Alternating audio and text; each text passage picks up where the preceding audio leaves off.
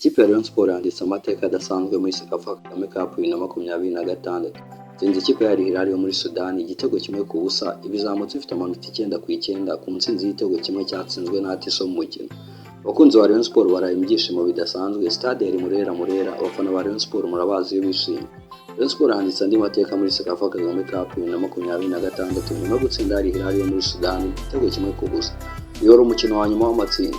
Igitego cyatsinzwe na Atiso nicyo cyahishe ikipe ya Rayon Sports amanota ya nyuma, dore ko ikipe ya Rayon Sports izamutse mu matsinda amanota yose afite 9/9. Ikipe iba imwe mu makipe abasha kuba yakora agashya kadasanzwe muri Sekafa. Kubona amanota 9/9 utsinze imikino 3 yikurikiranya ikirenzo kinahambaye.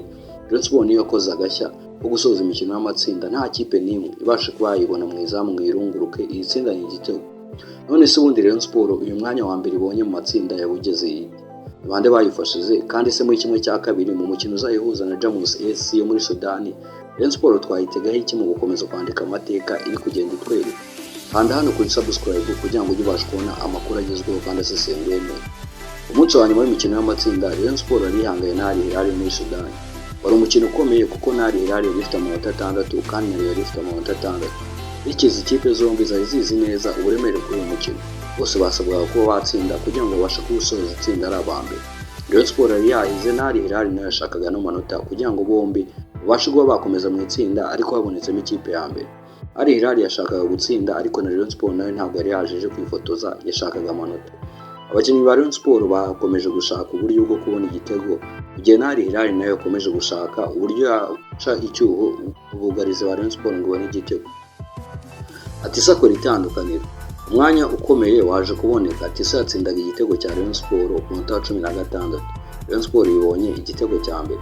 Igitego cyahinduye isura y'umukino. Rayon Sports yari ibonye icyo yashakaga, Al Hilal yari isigaye iri ku gitutu icyo yasabwaga kwari ugushaka uburyo igomba kugombora ikipe ya Rayon Sports nk'ikipe yari imaze kuba yajyamo umwenda. Mu gihe Rayon Sports yari ifite amahirwe yo gukoresha umwanya yabonaga mu musatirizi, abakinnyi ba Rayon Sports bakomeje gukina neza ndetse bafite intego kurinda igitego ndetse no gutahana amanota 3 niyo yari gahunda ya Rayon Sports. Iminota yakomeje kugenda ishira, Al Hilal yashakaga kwishyura ariko bikanga.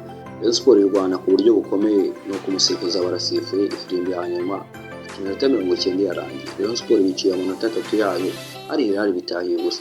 Rayon Sports aribonye amanota agera ku ya gatatu inshuro 3 ibiciye amanota 9 mu matsinda. Ariko aya manota yose ni amanota afite agaciro mu buryo bugaragara kuko asobanuye ko Rayon Sports ishoje amatsinda ifite amanota 9/9. Al Hilal nayo ikaza inyuma n'amanota 6, Tusker nayo yatashye ifite amanota 3, KFC nayo ifite amanota 0. Rayon Sports yatsinze imikino yose uko ari 3 mu matsinda. Nta mukino yanganije, nta mukino yatsinzwe, kandi ikigenze kurushaho ntiyinjijwe n'igitego na kimwe. Ibyerekana ko Rayon Sports itari ikipe yabashije gutsinda gusa, ahubwo yari ifite n'ubwugarizi bukomeye muri ino mikino. Rayon Sports ni imwe mu makipe itarigeze yinjiza. Iki ni kimwe mu bintu bikomeye cyane byaranze urugendo rwa Rayon Sports muri aya matsinda. Mu mikino 3 iyi kipe ntiyigeze itsindwa n'igitego na kimwe. Ni ukuvuga ko ubwugarizi bwa Rayon Sports bwabashije gukina imikino 3 yose nta kibazo gikomeye cyo kubinjizamo igitego bafite.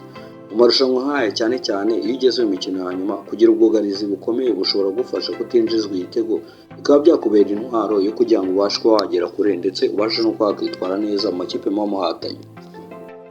Ibi biba bivuze ko ikipe ishobora gutsinda igitego kimwe ikakirinda kugeza ku munota wa nyuma, ifite amahirwe menshi yo kubona amanota 3. Rayon Sports nibyo yakoze rero. Amakipe 4 ageze muri kimwe cya kabiri. Nyuma yo kurangiza imikino y'amatsinda, amakipe 4 yabonye itike. Ni Rayon izahura na Jamus yo muri Sudani, undi mukino ukazahuza Gor Mahia na Al Hilal. Bivuze ko Rayon Sports izahura na Jamus SC yo muri Sudani y'Epfo mu mukino uzaba ari uw'igitutu gikomeye wa kimwe cya kabiri. Jamus ni inzitizi ikurikira kuri Rayon Sports cyangwa se niyo bazaba batana mu mitwe. Jamus ni ikipe Rayon Sports igomba gufata neza ndetse ikayifata nk'ikipe itoroshye cyane. Kuba yarageze muri kimwe cya kabiri bivuze ko nayo yakoze urugendo ruyigeze aho ngaho bikwiye, kandi Rayon Sports igomba kwibuka ko iyi mikino bagezemo ni imikino ntago kosa na rimwe usabwa gukora. Iyo ukoze ikosa uba ushobora kuhataka. Mu matsinda ushobora gukora amakosa ugakomeza ukagira n'amahirwe pe, ariko mu mikino ya knockout ikosa rimwe ryonyine rishobora guhita rituma uva mu marushanwa. Niyo mpamvu Rayon Sports igomba gukomeza gukina nk'uko yakinnye mu mikino ibanza y'amatsinda. Rayon Sports yerekanye imbaraga mu itsinda. Iyo urebye urugendo rwa Rayon Sports muri aya matsinda, hari ibintu 3 by'ingenzi bigaragara. Icya mbere, yatsinze imikino yose amanota 9/9 ni ikimenyetso cy'uko ikipe yari ku rwego rwo hejuru. Icya kabiri, nta gitego na kimwe yinjije. Ibyerekana ko uburinzi bwa Rayon Sports bwakoze akazi kadasanzwe. cya gatatu yarangije ku mwanya wa mbere, kandi ntabwo yarangije ku mwanya wa mbere kubera igitego cyangwa se kubera imibare y'andi makipe. Imwe mu makipe yaje kuba yerekana ko ibasha kuba yatsinda ndetse ikanabana rema itandukana mu mupira. Yarangije ku mwanya wa mbere kubera ko yatsinze imikino yose nta n'umwe unganyije cyangwa se ngo ibihushe. Abari baryohewe nyuma y'umukino, ibyishimo byatangiye gukwira ahantu hose hatandukanye. Abafana ba Rayon Sport bari bitegereje ikipe yabo isoza amatsinda neza, kandi Rayon Sport yabahaye ibyo bifuza. Abakunzi bayo bafite impamvu ikomeye yo kwizera ko iyi kipe ishobora kugera kure muri irushanwa n'igikombe bagitwara. Ubu ikipe ibasha gutsinda Al Hilal ikaba yari ifite amanota 6, ni ikimenyetso gikomeye cyerekana ko Rayon Sport ari mu makipe akomeye. Al Hilal yari mu makipe nayo afite uburambe n'izina muri ano marushanwa, ariko Rayon Sport yayitsinze iyereka ko iyirusha. Rayon Sport ihagarariye u Rwanda. Irushanwa ntabwo ari irya Rayon Sport gusa, ni umwanya wo kwerekana urwego rw'umupira w'amaguru mu Rwanda mu rwego rw'akarere. Rayon Sport imaze gukomeza muri kimwe cya kabiri, ubu amaso y'abakunzi b'umupira w'amaguru mu Rwanda yose azaba yerekeje kuri uyu mukino wa Jamus. Kandi ikintu cy'ingenzi ni kimwe: Rayon Sport ntabwo ikeneye gusa gukomeza gutsinda, ikeneye gukomeza gukina neza, kwirinda amakosa no gukomeza umurongo kutinjizwa ibitego. Rayon Sport na Jamus ni umukino ukurikira, umukino ukomeye urategerejwe. None ikibazo gikomeye ni iki: Rayon Sport izakomeza nk'uko yatangiye intangiriro yayo ikajya no ku musozo. Imikino 3, intsinzi 3, amanota 9, nta gitego na kimwe winjije. Ibi ngibi ni bimwe mu bintu byerekana uburyo Rayon Sport ari mu makipe ishobora no kuba yakegukana igikombe. Ariko mbere yuko itekereza igikombe igomba kubanza gutsinda Jamus. Bizaba ari umukino udasanzwe ko iyi kipe izabona itike yo gukina muri kimwe cya kabiri cya Kagame Cup 2026. Ni imwe mu mikino ibitoroshye, ndetse finali Rayon Sport ikaba yiteze ko ishobora kuzahura iramutse igezeyo hagati ya Gor Mahia na Al Hilal. Bivuze ngo izarokoka hagati ya Rayon Sport na Jamus izahura hagati na Gor Mahia na Al Hilal umukino wa nyuma. Ku rundi ruhande, Rayon Sport nubwo yatsinze Al Hilal yarangije ku mwanya wa 2 n'amanota 6, izahura na Gor Mahia yo muri Kenya. Bivuze ko niba Rayon Sport itsinze Jamus hanyuma Al Hilal nayo igatsinda Gor Mahia, dushobora kubona indi ntambara ikomeye kuri finali ya Rayon Sport na Al Hilal. Ariko kuri ubu ngubu ibintu bishobora no guhinduka. Kugeza ubu aka kanya urugendo rw'iyi Sekafa ni bimwe mu bintu bitoroshye. Rayon Sport yatangiye urugendo rwa Sekafa Kagame Cup 2026 ishaka gutera intambwe ikomeye.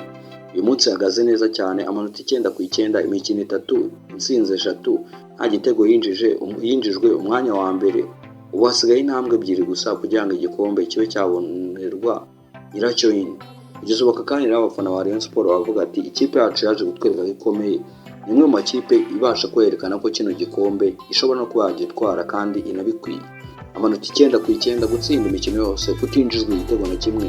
Abafana bavuga ati uno mwaka niwo mwaka wacu utegereje, tubashe kuba twakereka abanyarwanda ibyo dushoboye ndetse n'akarere kose.